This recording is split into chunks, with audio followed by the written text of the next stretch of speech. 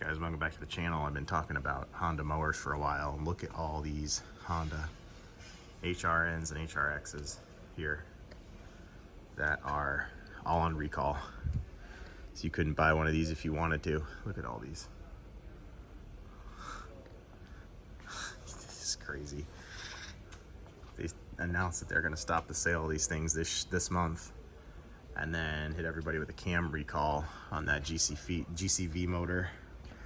Here's the HRNs, the residential specials, and here are the,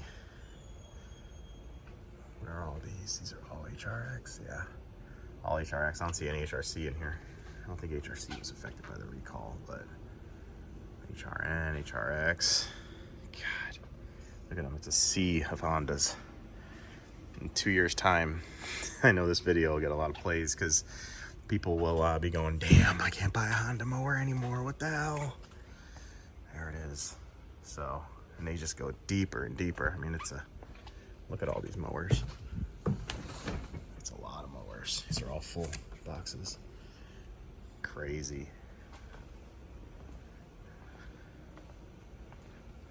That's crazy. Hey guys,